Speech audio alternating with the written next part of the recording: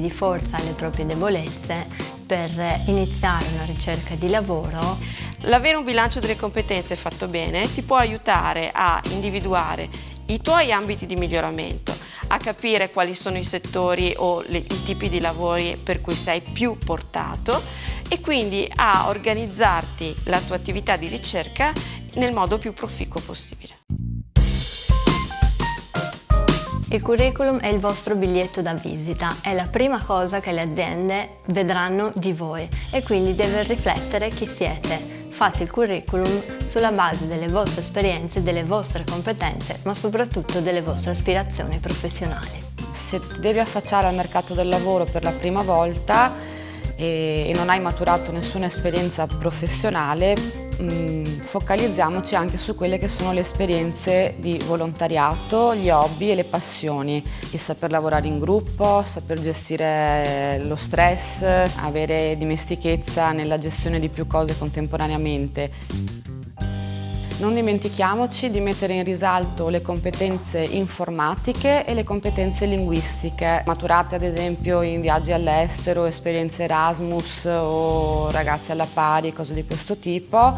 Le competenze informatiche che magari maturiamo nell'uso dei social network o alcuni programmi o nell'uso comunque personale anche degli smartphone, dei PC da casa. Gli elementi accessori sono che il curriculum sia chiaro, leggibile, pulito, non ci siano errori di grammatica e non ci siano errori di sintassi. La ricerca del lavoro può essere paragonata a quando si cerca una ragazza o un ragazzo. Il primo passo può essere l'iscrizione al centro per l'impiego della provincia di residenza, iscriversi nelle proprie agenzie interinali. E quelli che vanno per la maggiore sono subito.it, Indeed e Infojob. Questi sono i maggiori siti dove le agenzie interinali mettono le proprie offerte di lavoro. Un altro passo che funziona è il profilo LinkedIn, che è un social media. Puoi creare collegamenti con le aziende, con le agenzie interinali, il passaparola e le autocandidature.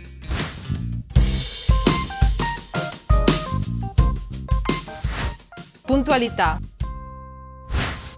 I candidati giovani si pongono al colloquio senza essersi informati in merito all'azienda, danno un senso di svogliatezza e appunto di scarsa motivazione.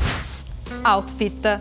Andate vestiti in maniera adeguata al colloquio di lavoro, che non vuol dire eleganti nel senso tacco 12 oppure vestiti di firma, ma semplicemente puliti e in maniera adeguata appunto alla situazione nella quale state andando.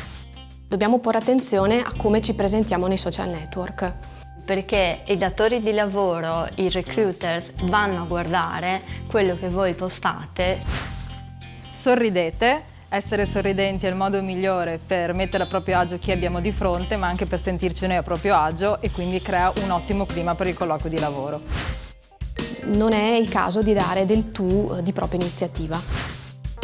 Ascoltate, date dimostrazione che state ascoltando quello che vi sta dicendo chi vi sta di fronte e state attenti alle domande in modo da poter rispondere in maniera coerente. È consigliabile vivamente scegliere una mail con il proprio nome e cognome, e anche perché servirà poi per una ricerca più facile nei contatti. Ecco, quindi evitiamo esempi realmente esistiti come Fragolina chiocciola, Pisolo chiocciola o Batman chiocciola.